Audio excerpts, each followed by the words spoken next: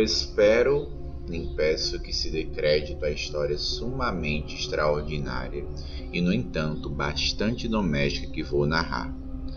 Louco seria eu se esperasse tal coisa, tratando-se de um caso que os meus próprios sentidos se negam a aceitar. Não obstante, não estou louco e com toda a certeza não sonho, mas amanhã morro, e por isso gostaria hoje de aliviar o meu espírito. Meu propósito imediato é apresentar ao mundo, clara e sucintamente, mas sem comentários, uma série de simples acontecimentos domésticos. Devido às suas consequências, tais acontecimentos me aterrorizaram, torturaram e destruíram. No entanto, não tentarei esclarecê-los. Em mim quase não produziram outra coisa senão horror, mas em muitas pessoas talvez lhes pareçam menos terríveis que grotesco. Talvez mais tarde haja alguma inteligência que reduza o meu fantasma a algo comum, uma inteligência mais serena, mais lógica e muito menos excitável do que a minha, que perceba, nas circunstâncias a que me refiro com terror, nada mais do que uma sucessão comum de causas e efeitos muito naturais. Desde a infância, tornaram-se patentes a docilidade e o sentido humano de meu caráter. A ternura de meu coração era tão evidente que me tomava alvo dos gracejos de meus companheiros. Gostava especialmente de animais e meus pais me permitiam possuir grande variedade deles. Passava com eles quase todo o meu tempo e jamais me sentia tão feliz como quando lhes dava de comer ou os acariciava. Com os anos, aumentou esta peculiaridade de meu caráter e quando me tornei adulto, fiz dela uma das minhas principais fontes de prazer. Aos que já sentiram afeto por um cão fiel e sagaz, não preciso dar-me ao trabalho de explicar a natureza ou a intensidade da satisfação que se pode ter com isso. Há algo no amor desinteressado e capaz de sacrifícios de um animal que toca diretamente o coração daqueles que tiveram ocasiões frequentes de comprovar a amizade mesquinha e a frágil fidelidade de um simples homem. Casei cedo e tive a sorte de encontrar em minha mulher disposição semelhante à minha. Notando o meu amor pelos animais domésticos, não perdi a oportunidade de arranjar as espécies mais agradáveis de bichos. Tínhamos pássaros, peixes dourados, um cão, coelhos, um macaquinho e um gato. Este último era um animal extraordinariamente grande e belo, todo negro e de espantosa sagacidade.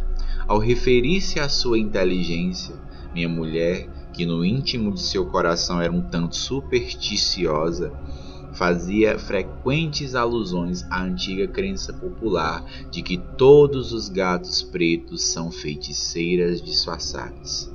Não que ela se referisse seriamente a isso, menciono o fato apenas porque aconteceu lembrar-me disso neste momento. Pluto, assim se chamava o gato, era o meu preferido, com o qual eu mais me distraía. Só eu o alimentava, e ele me seguia sempre pela casa. Tinha dificuldade, mesmo, em impedir que me acompanhasse pela rua. Nossa amizade durou, desse modo, vários anos, durante os quais não só o meu caráter como o meu temperamento, erubeço ao confessá-lo, sofreram devido ao demônio da intemperança uma modificação radical para o pior. Tomava-me dia a dia, mais taciturno, mais irritadiço, mais indiferente aos sentimentos dos outros. Sofria ao empregar linguagem desabrida ao dirigir-me à minha mulher. No fim, cheguei mesmo a tratá-la com violência. Meus animais certamente sentiam a mudança operada em meu caráter. Não apenas não lhes dava atenção alguma, como ainda os maltratava. Quanto a Pluto, porém, ainda despertava em mim consideração suficiente que me impedia de maltratá-lo, ao passo que não sentia escrúpulo algum em maltratar os coelhos, o macaco e mesmo o cão, quando, por acaso ou afeto, cruzavam em meu caminho. Meu mal, porém, ia tomando conta de mim. Que outro mal pode se comparar ao álcool?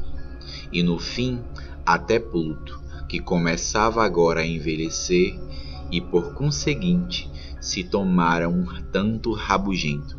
Até mesmo Pluto começou a sentir os efeitos de meu mau humor. Certa noite, ao voltar a casa, muito embriagado de uma de minhas andanças pela cidade, tive a impressão de que o gato evitava a minha presença.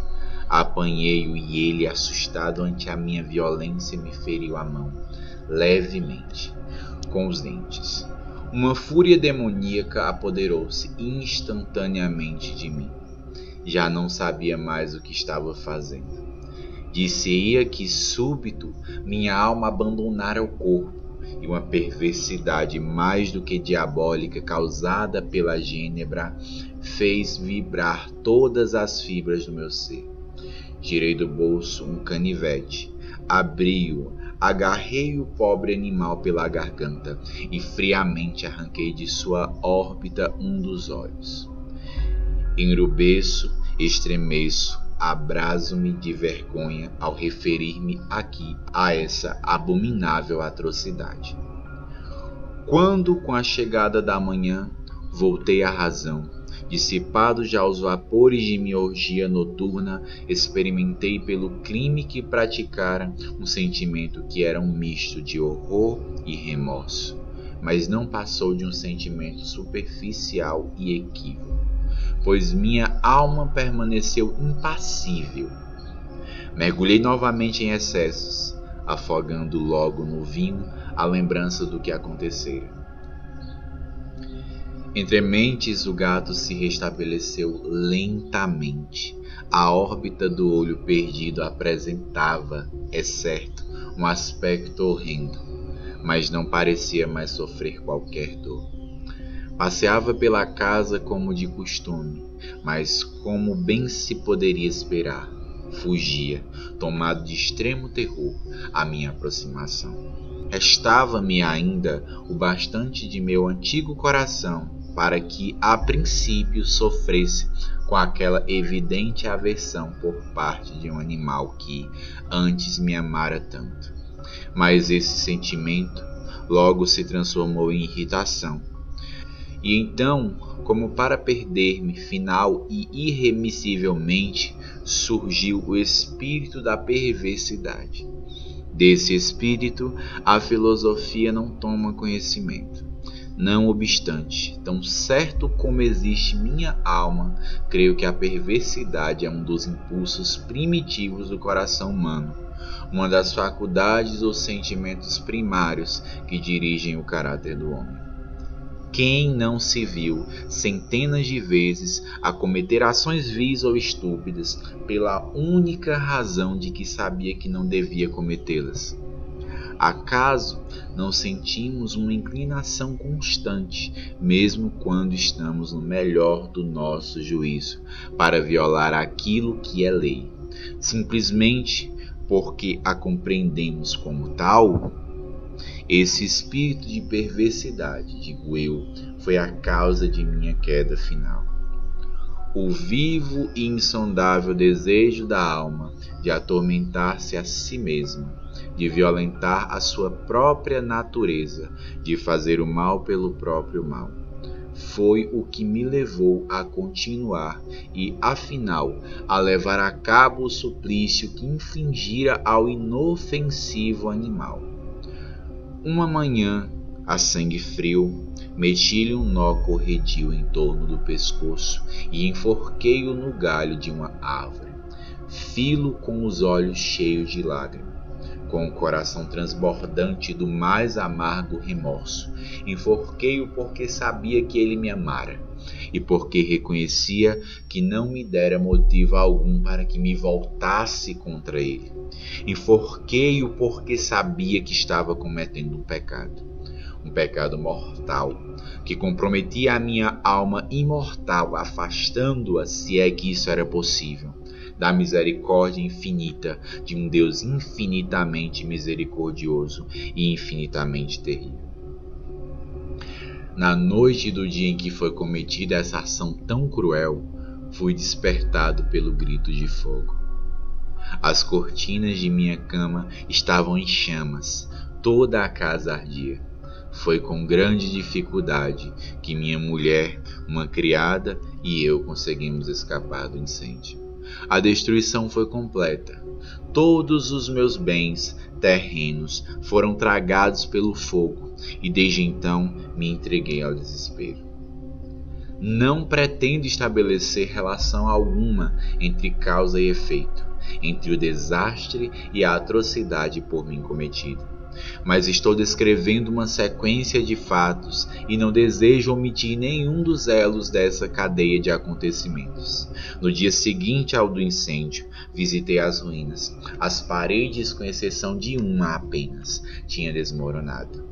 Essa única exceção era constituída por um fino tabique interior, situado no meio da casa, junto ao qual se achava a cabeceira de minha cama. O reboco havia aí, em grande parte, existido a ação do fogo, coisa que atribuí ao fato de ter sido ele construído recentemente. Densa multidão se reunira em torno dessa parede, e muitas pessoas examinavam, com particular atenção e minuciosidade, uma parte dela, as palavras estranho, singular, bem como outras expressões semelhantes, despertaram minha curiosidade. Aproximei-me e vi, como se gravada em baixo relevo sobre a superfície branca, a figura de um gato gigantesco. A imagem era de uma exatidão verdadeiramente maravilhosa. Havia uma corda em torno do pescoço do animal. Logo que vi tal aparição, pois não poderia considerar aquilo como sendo outra coisa, o assombro e terror que se me apoderaram foram extremos. Mas, finalmente, a reflexão veio em meu auxílio. O gato, lembrei-me, fora enforcado num jardim existente junto à casa. Aos gritos de alarma, o jardim fora imediatamente invadido pela multidão. Alguém deve ter retirado o animal da árvore, lançando-o através de uma janela aberta para dentro do meu quarto. Isso foi feito, provavelmente com a intenção de despertar. A queda das outras paredes havia comprimido a vítima de minha crueldade no gesso, recentemente colocado sobre a parede que permanecera de pé. A cal do muro, com as chamas e o amoníaco desprendido da carcaça, produziram a imagem tal qual eu agora a via. Embora isso satisfizesse prontamente minha razão, não conseguia fazer o mesmo de maneira completa com minha consciência, pois o surpreendente fato que acabo de descrever não deixou de causar-me, apesar de tudo, profunda impressão. Durante meses não pude livrar-me do fantasma do gato, e nesse espaço de tempo nasceu em meu espírito uma espécie de sentimento que parecia remorso, embora não fosse. Cheguei mesmo a lamentar a perda do animal e a procurar nos sórdidos lugares que então frequentava outro bichano da mesma espécie e de aparência semelhante que pudesse substituir. Uma noite em que me achava sentado, meio aturdido, num antro mais do que infame, tive a atenção despertada. Subitamente, por um objeto negro que jazia no alto de um dos enormes barris de ginebra ou rum, que constituíam quase que o único mobiliário do recinto. Fazia já alguns minutos que olhava fixamente o alto do barril, e o que então me surpreendeu foi não ter visto antes o que havia sobre o mesmo. Aproximei-me e toquei-o com a mão. era um gato preto, enorme, tão grande quanto Pluto, e que sob todos os aspectos, salvo um, se assemelhava a ele. Pluto não tinha um único pelo branco em todo o corpo, e o bichano que ali estava possuía uma mancha larga e branca, embora de forma indefinida, a cobrir-lhe quase toda a região do peito. Ao acariciar-lhe o dorso, ergueu-se imediatamente, ronronando com força e esfregando-se em minha mão, como se a minha atenção lhe causasse prazer. Era, pois, o animal que eu procurava. Apressei-me em propor ao dono a sua aquisição, mas este não manifestou interesse algum pelo felino. Não o conhecia, jamais o vira antes. Continuei a acariciá-lo e, quando me dispunha a voltar para casa, o animal demonstrou disposição de acompanhar. Permiti que o fizesse, detendo-me, de vez em quando, no caminho para acariciá-lo. Ao chegar, sentiu-se imediatamente à vontade, como se pertencesse à casa, tomando-se logo um dos bichanos preferidos de minha mulher. De minha parte, passei a sentir logo a aversão por ele. Acontecia, pois, justamente o contrário do que eu esperava. Mas a verdade é que, não sei como nem porquê, seu evidente amor por mim me desgostava e aborrecia. Lentamente, tais sentimentos de desgosto e fastio se converteram no mais amargo ódio. Evitava o animal, uma sensação de vergonha, bem como a lembrança da crueldade que praticara, impediam-me de maltratá-lo fisicamente. Durante algumas semanas, não lhe bati nem pratiquei contra ele qualquer violência, mas, aos poucos, muito gradativamente, passei a sentir por ele inenarrável horror, fugindo em silêncio de sua odiosa presença, como se fugisse de uma peste. Sem dúvida, o que aumentou meu horror pelo animal foi a descoberta da manhã do dia seguinte, ao que o levei para casa, que, como Pluto também havia sido privado de um dos olhos, tal circunstância, porém, apenas contribuiu para que minha mulher sentisse por ele maior carinho, pois, como já disse, era dotada em alto grau dessa ternura de sentimentos que constituíra, em outros tempos, um de meus traços principais, bem como fonte de muitos de meus prazeres mais simples e puros. No entanto, a preferência que o animal demonstrava pela minha esposa parecia aumentar em razão direta da aversão que sentia por ele. Seguia-me os passos com uma pertinácia que dificilmente poderia fazer com que o leitor compreendesse. Sempre que me sentava, enrodilhava-se debaixo de minha cadeira, ou me saltava ao colo, cobrindo-me com suas odiosas carícias. Se me levantava para andar, metia-se-me entre as pernas e quase me derrubava. Ou então, cravando suas longas e afiadas garras em minha roupa, subia por ela até o meu peito. Nessas ocasiões, embora tivesse ímpeto de matá-lo de um golpe, abstinha-me de fazê-lo devido em parte à lembrança de meu crime anterior. Mas, sobretudo, apresso-me a confessá-lo pelo pavor extremo que o animal me despertava. Esse pavor não era exatamente um pavor de mal físico, e, contudo, não saberia defini-lo de outra maneira. Quase me envergonha confessar, sim, mesmo nesta cela de criminoso, quase me envergonha confessar que o terror e o pânico que o animal me inspirava eram aumentados por uma das mais puras fantasias que se possa imaginar. Minha mulher, mais de uma vez, me chamara a atenção para o aspecto da mancha branca a que já me referi, a quem constituía a única diferença visível entre aquele estranho animal e o outro, que eu enforcara. O leitor de certo se lembrará de que aquele sinal, embora grande, tinha a princípio uma forma bastante indefinida. mas lentamente, de maneira quase imperceptível, que a minha imaginação durante muito tempo lutou por rejeitar como fantasiosa, adquirira, por fim, uma nitidez rigorosa de contornos. Era agora a imagem de um objeto cuja menção me faz tremer. E, sobretudo, por isso eu encarava como a um monstro de horror e repugnância, do qual eu, se tivesse coragem, me teria livrado. Era agora, confesso, a imagem de uma coisa odiosa, abominável, a imagem da forca.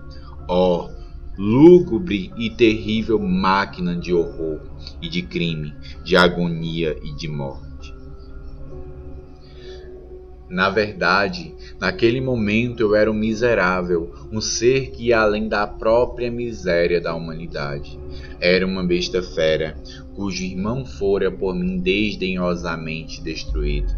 Uma besta fera que se engendrara em mim, homem feito à imagem do Deus Altíssimo. Ó grande e insuportável infortúnio! Ai de mim! Nem de dia, nem de noite, conheceria jamais a bênção do descanso. Durante o dia, o animal não me deixava a sós um único momento, e à noite despertava de hora em hora, tomado do indescritível terror de sentir o hálito quente da coisa sobre o meu rosto e o seu enorme peso. Encarnação de um pesadelo que não podia afastar de mim, pousado eternamente sobre o meu coração. Sob a pressão de tais tormentos sucumbi o pouco que restava em mim de bom. Pensamentos maus converteram-se em meus únicos companheiros, os mais sombrios e os mais perversos dos pensamentos.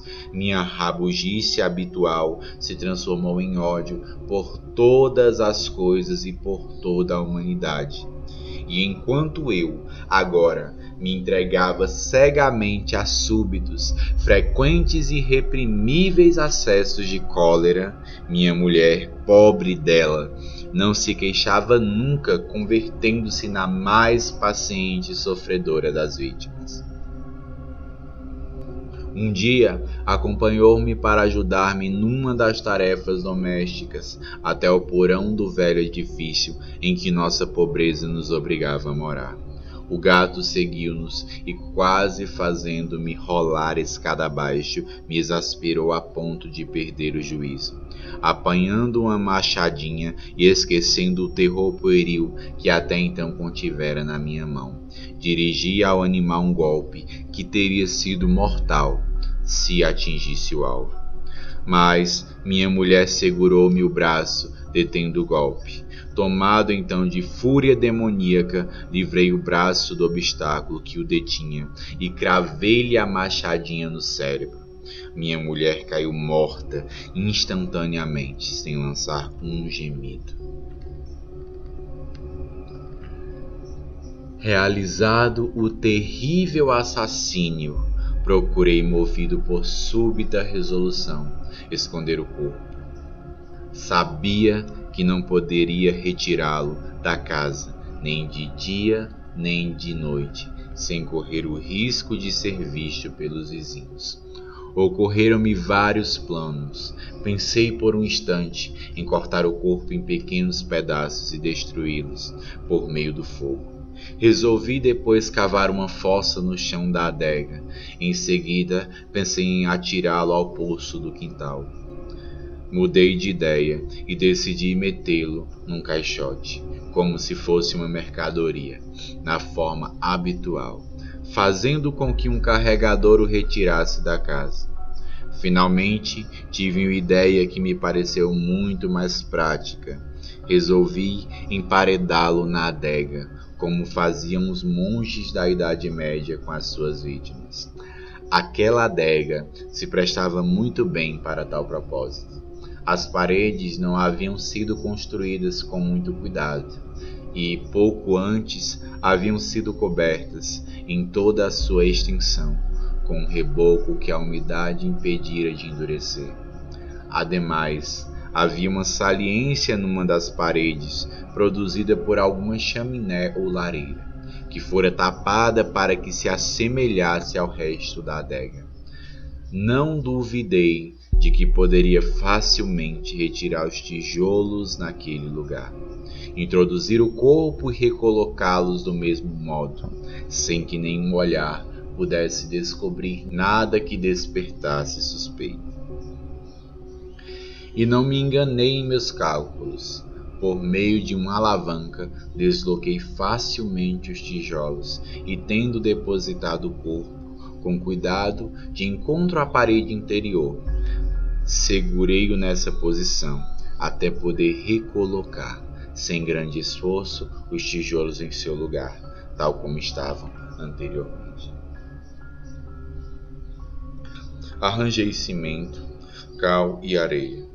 Com toda a precaução possível, preparei uma argamassa que não se podia distinguir da anterior, cobrindo com ela escrupulosamente a nova parede.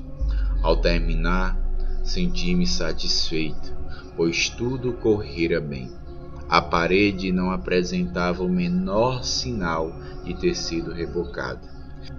Limpei o chão com o maior cuidado e, lançando o olhar em tomo, disse de mim para comigo: pelo menos aqui o meu trabalho não foi em vão.